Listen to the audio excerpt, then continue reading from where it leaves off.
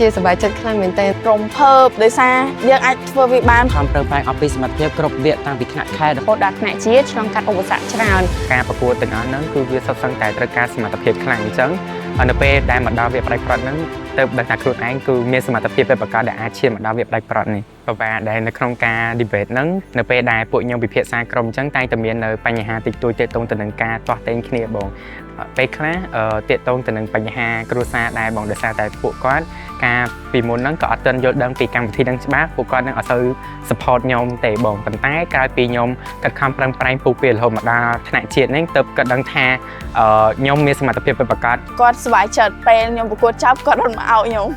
ហើយពេលហ្នឹងពេលអោបហ្នឹងខ្ញុំហ្នឹងចង់យំម៉ាក់និយាយថាកូនម៉ាក់បកែហើយពេលមកដល់ផ្ទះម៉ាក់រត់ទៅអោបហើយនិយាយថាកូនមានកូនពេជ្រខ្ញុំថាសប្បាយចិត្តដែលធ្វើដែលអាចធ្វើឲ្យគាត់មានមោទនភាពចំពោះខ្ញុំបានសម្រាប់គ្រួសាររបស់ខ្ញុំគាត់បានលះបង់ទាំងពេលវេលាទាំងថវិកាផ្ទាល់ខ្លួនទាំងសម្ភារៈចំណាយទាំងកម្លាំងនិយាយរួមទៅអ្វីៗគ្រប់យ៉ាងដើម្បីតែ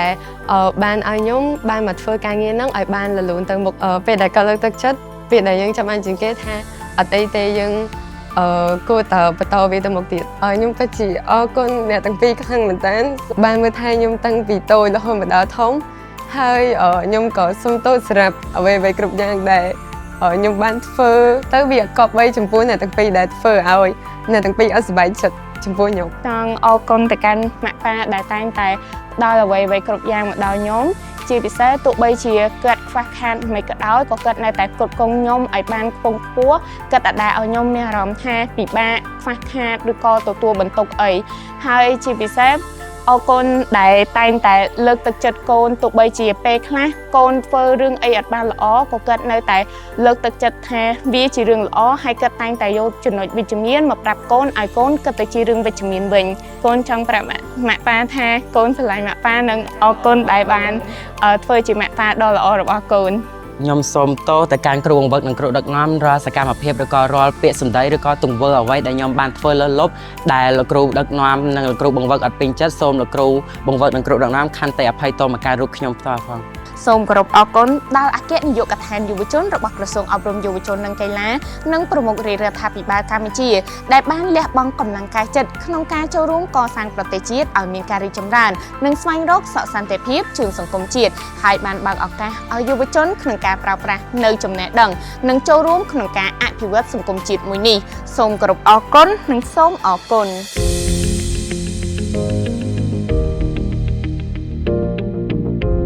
ចំពោះរូបនាងខ្ញុំមានអារម្មណ៍ថាសប្បាយចិត្តហើយរកពាក្យអ្វីនិយាយអត់បានទេដោយសារតែយើងខិតខំប្រឹងប្រែងអស់រយៈពេល7-7ខែមកហើយវគ្គនេះគឺជាវគ្គដែលវាល្អមួយសម្រាប់ក្រុមយើងព្រោះយើងលះបង់ខ្លាំងមែនទែនទម្រាំតែឈានចូលវគ្គផ្ដាច់ព្រាត់នេះក្រុមពួកខ្ញុំផងដែរក៏បានត្រៀមខ្លួនបានរួចរាល់ជាស្រេចដើម្បីចូលប្រកួតនៅវគ្គផ្ដាច់ព្រាត់ខាងមុខនេះត្រៀមទាំងចំណេះដឹងសមត្ថភាពនិងស្មារតីក្នុងការប្រកួតដូចជារកនៅឯកសារប្រមូលផ្ដុំនៅព័ត៌មានសិក្សាស្វែងយល់អំពីប្រធានបទដែលបានរៀបចំទៅដោយក្រសួងអប់រំយុវជននិងកីឡាចំពោះការលះបង់និងការជ្រោមជ្រែងរបស់ឪពុកម្ដាយក៏ដូចជាក្រុមគ្រួសាររបស់ខ្ញុំគឺគាត់និយាយថាសុភាប៉ាជឿជាក់លើកូនហើយប្រឹងធ្វើឲ្យអស់ពីសមត្ថភាពហើយទោះបីជាលទ្ធផលបែបណាក៏ប៉ាម៉ាក់នៅតែទទួលយកហើយក្រុមគ្រួសារយើងគឺតែងតែនៅក្បែរយើងជានិច្ចបើសិនជាប៉ាម៉ាក់របស់ខ្ញុំគាត់បានមកអង្គុយមើលខ្ញុំពេលប្រកួតពេលនេះខ្ញុំសូមអរគុណទៅដល់លោកទាំងពីរដែលតែងតែជ្រោមជ្រែងលើផ្ដល់កម្លាំងចិត្តហើយទោះបីជាគាត់អត់សូវមានលុយមិនក៏ដោយក៏គាត់តែងតែផ្ដល់នៅអ្វីដែលគ្រប់គ្រាន់មកដល់កូនហើយអត់ដែលធ្វើឲ្យកូនខ្វះខាតទេគឺព្យាយាមរកអីឲ្យកូនជានិច្ចម៉ាក់ប៉ាខ្ញុំបានជួយច្រើនមែនតើប៉ាគាត់បានជួយជូនខ្ញុំពីផ្ទះរហូតមកដល់សាលាដែលមានចម្ងាយឆ្ងាយពីគ្នាទៅងំទៅជិះទៅថ្ងៃខ្លះស្ទះទៅ1ម៉ោងរហូតដល់1ម៉ោងកន្លះឲ្យយកបានជិះមកដល់សាលាទៅផ្ទះអញ្ចឹងហើយបើម៉ាក់វិញគាត់តែងតែខ្ចប់បាយខ្ចប់អីគាត់ខំងើបពីព្រលឹមធ្វើម្ហូបធ្វើអីឲ្យខ្ញុំអញ្ចឹងទៅហើយគាត់ត្រូវទៅលក់ដូរបន្តទៀតជាចុងក្រោយកូនចង់អរគុណទៅដល់ប៉ាហើយម៉ាក់ដែលចំណាយពេលវេលាចិញ្ចឹមកូនថែរក្សាកូនតាំងពីក្មេងមកទាំងព្រឹកទាំងថ្ងៃទាំងយប់មិនថាឈឺឬមួយក៏មិនថាជាគឺម៉ាក់ប៉ាតែងតែទទួលបន្ទុកបម្រុងកូនរហូតចំពោះប៉ាម៉ាក់ខ្ញុំក៏ដូចជាអ្នកផ្ទះខ្ញុំគាត់តែងតែជួយប្រឹក្សាឲ្យជាមតិយោបល់កម្លាំងកាយកម្លាំងចិត្តផ្ដល់មកកាន់រូបនាងខ្ញុំចំណាយទាំងធនធានថវិកាពេលវេលាហើយគាត់គង់ខ្ញុំគ្រប់បែបគ្រប់យ៉ាង បើនិយាយឲ្យស្មោះត្រង់ទៅពីអរគុណខ្ញុំអត់សូវដែរនិយាយទៅកាន់ពួកគាត់ទេបងក៏ប៉ុន្តែខ្ញុំតែងតែផ្ដល់ជាទង្វើទៅឲ្យគាត់វិញដូចជាការ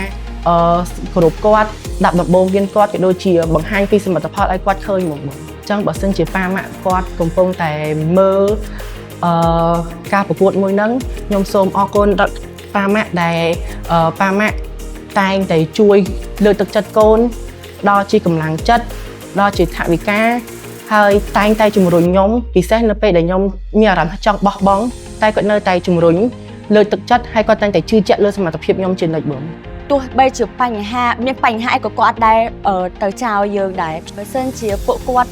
កំពុងតែមើលខ្ញុំពេលប្រកួតឥឡូវហ្នឹងគឺខ្ញុំបដិញ្ញាចិត្តខិតខំប្រឹងប្រែងតស៊ូជាពិសេសនឹងដាក់ទាំងកម្លាំងកាយចិត្តឲ្យខ្លាំងនៅក្នុងការប្រកួតដើម្បីអាចទទួលបាននូវជ័យលាភីជូនទៅដល់ពួកគាត់តែងតែជ្រោមជ្រែងលើកទឹកចិត្តនៅក្បែរកូនជានិច្ច សន្យាចំពោះម៉ាក់ប៉ាខ្ញុំថានៅថ្ងៃផ្ដាច់ព្រ័ត្រហ្នឹងខ្ញុំនឹងធ្វើឲ្យបានខ្ញុំនឹងយកកិត្តិយសនេះផ្ដល់ជូនគាត់ហើយនឹងយកពានឲ្យពាក់ឲ្យគាត់ឲ្យបាន ហើយខ្ញុំក៏សូមបដិញ្ញាចិត្តយ៉ាងមុតមាំថានឹងនាំមកនៅជ័យជំនះមកជូនប៉ាម៉ាក់ក៏ដូចជាមុខមាត់សាលាទាំងមូលផងដែរ